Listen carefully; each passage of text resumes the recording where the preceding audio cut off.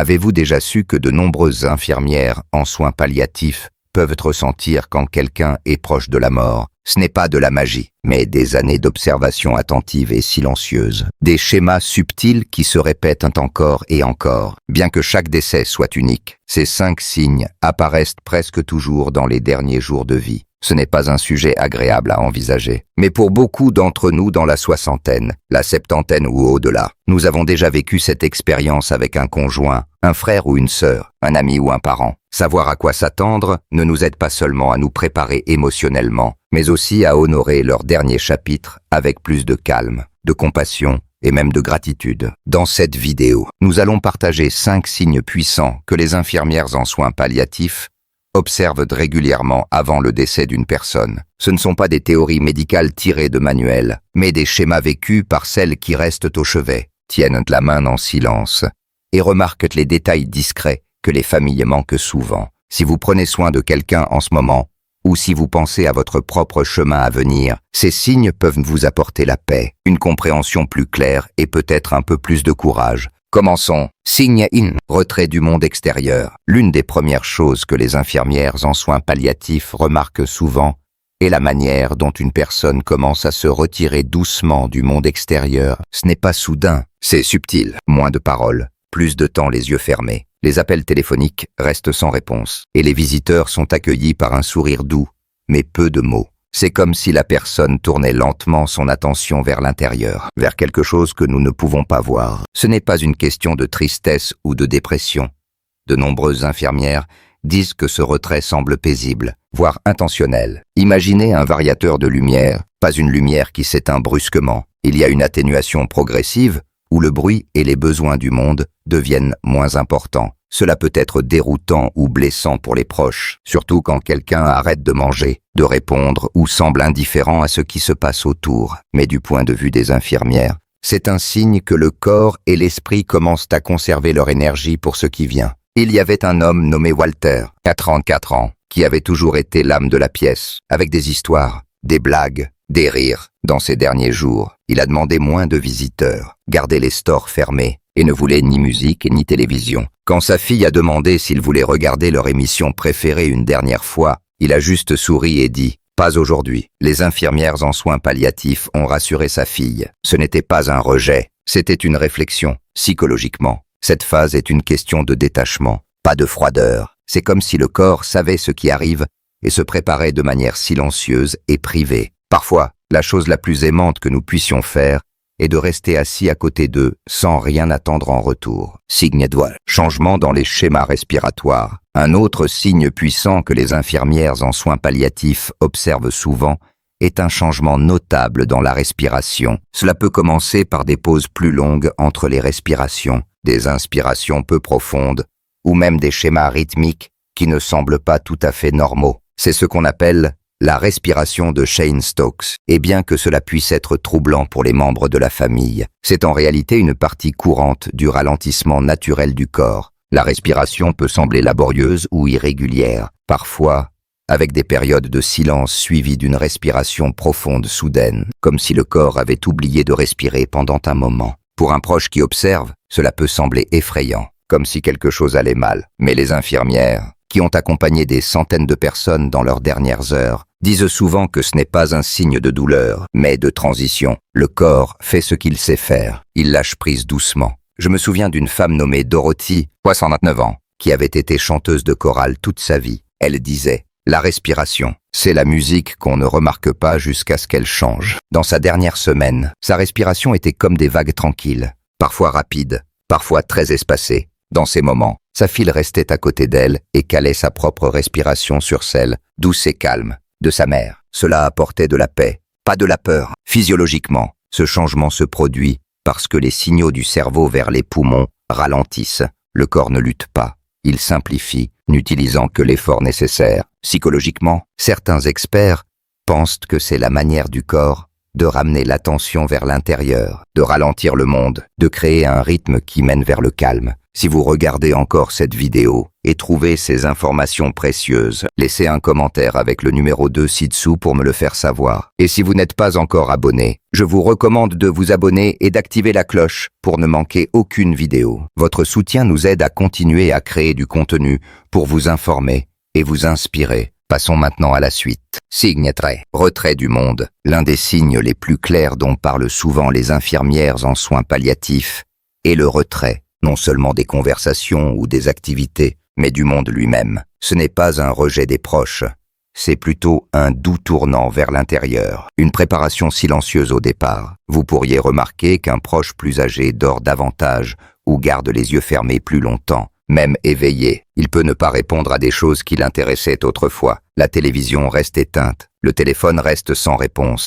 Ce n'est pas qu'il est contrarié ou inconscient. Souvent, il est simplement moins intéressé par les choses extérieures à ses propres pensées ou sentiments. Son attention s'est déplacée du monde extérieur vers quelque chose d'interne, quelque chose que nous, de l'extérieur, ne pouvons pas pleinement comprendre. Prenons l'exemple de James, 34 ans, ingénieur ferroviaire à la retraite, qui racontait les meilleures histoires sur ses trajets à travers le pays et ses passagers étranges. Dans ces derniers jours, il est devenu plus silencieux, fixant parfois la fenêtre sans dire un mot. Sa petite fille lui a apporté un train jouet, espérant raviver un souvenir. Il a souri légèrement, l'a touché une fois, puis a fermé les yeux. « Ce chapitre est terminé », a-t-il murmuré, et il le pensait avec paix, pas avec regret. Psychologiquement, ce retrait peut servir de tampon.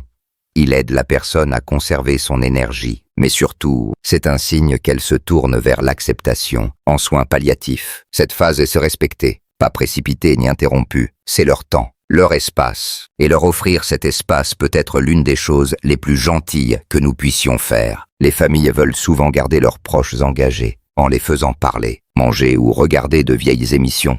C'est un instinct normal, mais les infirmières en soins palliatifs expliquent doucement que se retirer peut aussi être un acte d'amour. Tenir une main en silence, être présent sans forcer la présence. C'est ainsi que nous honorons la transition, et pour beaucoup, ce n'est pas la tristesse qui remplit ce silence, c'est la douceur, un lâcher-prise doux, une fermeture du livre, une page à la fois, signe par bouffée d'énergie inexpliquée. Celle-ci surprend souvent les familles, et parfois leur donne l'espoir que leur proche va mieux. Mais les infirmières en soins palliatifs expérimentées savent que cette soudaine bouffée d'énergie peut être l'un des signes les plus clairs que la fin est proche. On appelle cela le sursaut, et cela peut être puissant. Une personne qui n'a pas parlé depuis des jours peut soudainement s'asseoir et demander un repas préféré. Quelqu'un trop faible pour bouger peut tendre la main ou commencer à parler de vieux souvenirs, comme s'il venait de se produire hier. Pour un œil non averti, cela ressemble à une récupération, mais en réalité, c'est souvent la dernière vague d'effort du corps, comme la dernière lueur d'une bougie avant qu'elle ne s'éteigne.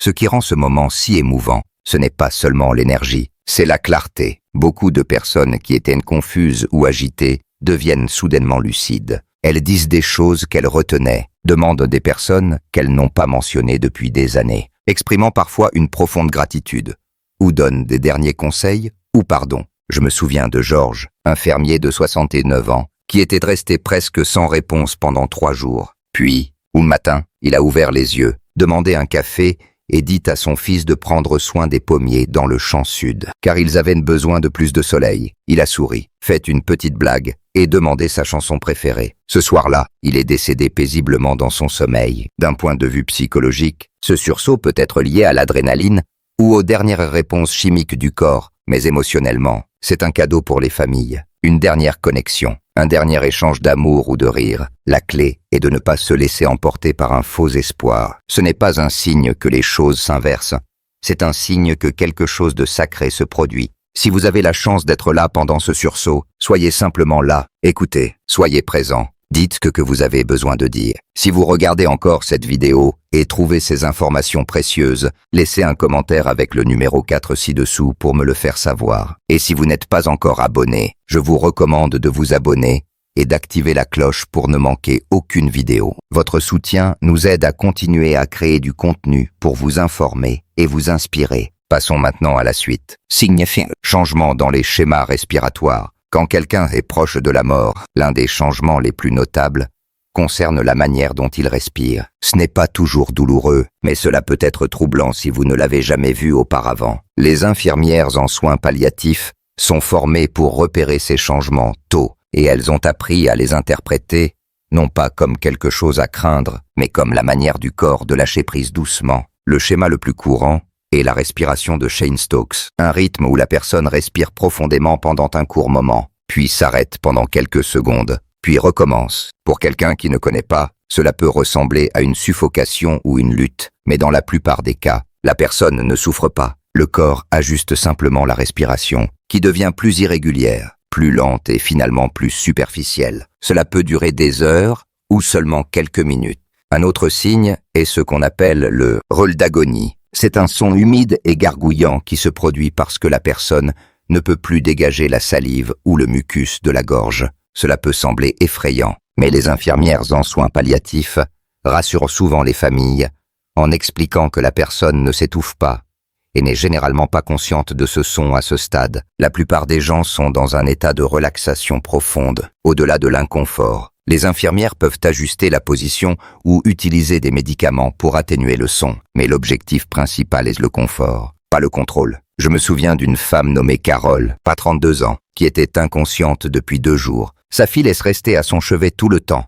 Puis, un soir, la respiration de Carole a changé. Elle a ralenti, s'est arrêtée, puis a repris. Juste 1 ou 2 fois de plus. Sa fille lui tenait la main tout le temps. Ce rythme tranquille, bien qu'étrange, lui a donné l'occasion de dire adieu doucement. Elle m'a dit plus tard que cela semblait paisible, comme regarder la marée se retirer lentement dans la mer. Les changements respiratoires sont souvent l'un des derniers signes avant le décès, mais ils ne doivent pas provoquer de panique. C'est la manière de la nature d'aider le corps à faire la transition. Aussi difficile que cela puisse être à regarder, cela peut aussi être un moment pour se rapprocher, murmurer des mots d'amour, offrir de la paix et être pleinement présent. Cet acte simple d'être là, calmement et avec amour, signifie souvent plus que toute mesure médicale. Réflexion finale. Si vous êtes arrivé jusqu'ici, je tiens à vous remercier. Ce n'est pas un sujet facile, mais c'est un sujet que nous devons tous affronter, que ce soit pour quelqu'un que nous aimons ou un jour pour nous-mêmes. Savoir à quoi s'attendre ne supprime pas la tristesse, mais cela peut apporter une confiance calme, ancrée dans la compréhension plutôt que dans la peur. Les infirmières en soins palliatifs disent que la mort, à bien des égards, est comme la naissance. Elle a son rythme, elle vient avec ses signes, et tout comme un nouveau-né, prend sa première inspiration dans le monde. Les mourants prennent leur dernière expiration hors de celui-ci. Ni l'un ni l'autre ne doit être précipité, ni crainte, mais simplement tenu doucement, avec amour et grâce. Si vous avez été aux côtés de quelqu'un pendant ces derniers jours, vous savez à quel point ce moment peut être sacré. Les heures silencieuses, le contact d'une main, le calme qui suit. Il ne s'agit pas de faire quelque chose d'héroïque. Il s'agit d'être là, cette présence, votre présence, est le réconfort le plus puissant que l'on puisse offrir, que vous vous prépariez à ce qui vous attend, ou que vous réfléchissiez à ce qui est déjà passé. J'espère que cette vidéo vous a donné quelque chose à quoi vous accrocher, un peu plus de clarté, un peu plus de paix et beaucoup plus de compassion. Merci de nous avoir rejoints aujourd'hui. Nous aimerions avoir de vos nouvelles. Laissez un commentaire ci-dessous et partagez une chose que vous avez apprise aujourd'hui et comment vous comptez l'utiliser dans votre vie. Vos pensées sont importantes pour nous, alors n'hésitez pas à les partager. Vos commentaires nous motivent et nous encouragent. Si vous avez aimé cette vidéo et l'avez trouvée utile, merci de liker, de vous abonner et de partager. Votre soutien nous aide à continuer à créer du contenu pour vous informer et vous inspirer. Merci de nous avoir regardés et nous avons hâte de vous retrouver dans la prochaine vidéo.